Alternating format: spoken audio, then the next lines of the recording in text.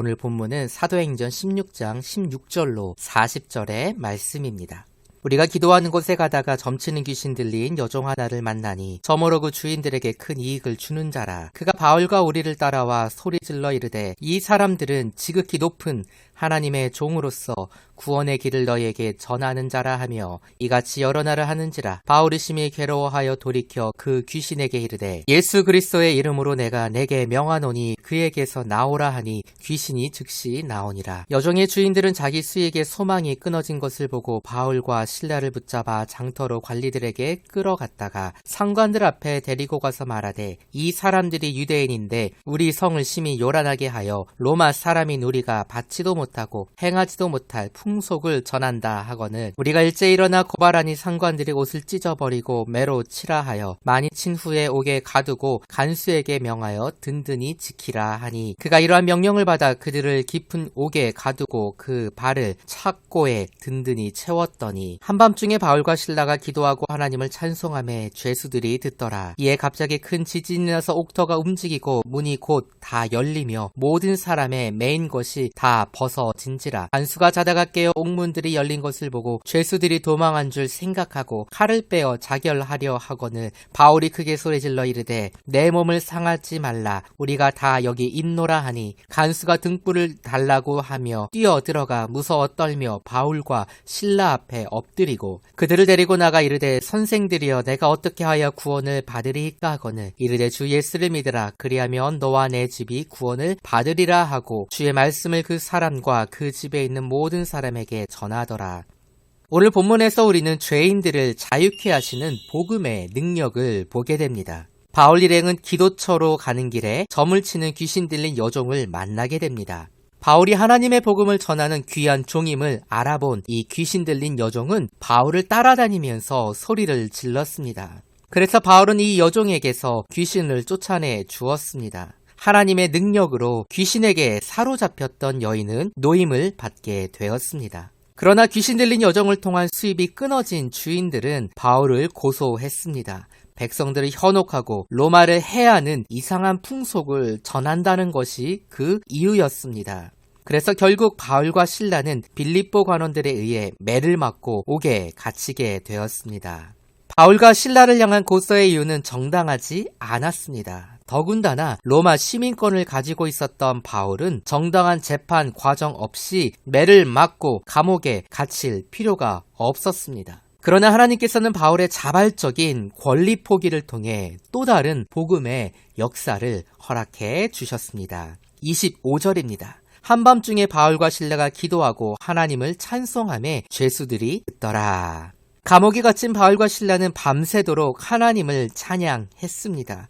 그리고 26절입니다. 이에 갑자기 큰 지진이 나서 옥터가 움직이고 문이 곧 다 열리며 모든 사람의 매인 것이 다 벗어진지라. 바울과 신라가 하나님이 누구이신지를 선포하고 하나님을 찬양할 때 모든 옥문이 열리고 모든 사람들의 착고가 다 풀렸습니다. 다시 한번 복음에 자유케 하는 역사가 죄인들에게 일어났습니다. 그런데 이것이 끝이 아니었습니다. 당시 로마법에 의하면 죄수가 탈옥할 경우 간수는 사형에 처해졌습니다. 그래서 옥문이 열린 것을 본 간수는 바울과 신라가 도망한 줄로 알고 자결을 하려고 했습니다. 그러나 도망가지 않은 바울과 신라의 모습을 통해 간수는 그들이 말하고 선포한 하나님에 대한 두려움을 갖게 되었습니다. 그리고는 바울과 신라에게 이렇게 말했습니다. 30절입니다.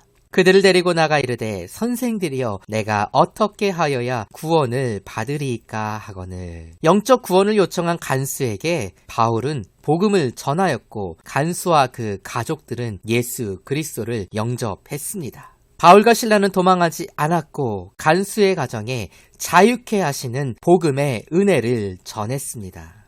지난주에도 말씀드린 대로 복음은 충고가 아니라 소식입니다.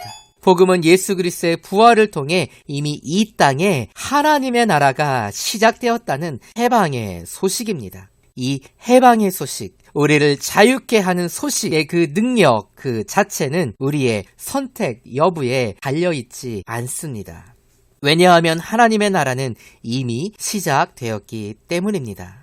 그러나 우리 각자가 이 하나님의 나라의 권세 아래에 살기로 결단할 때 우리는 비로소 자유케 하는 복음의 능력을 누릴 수 있습니다.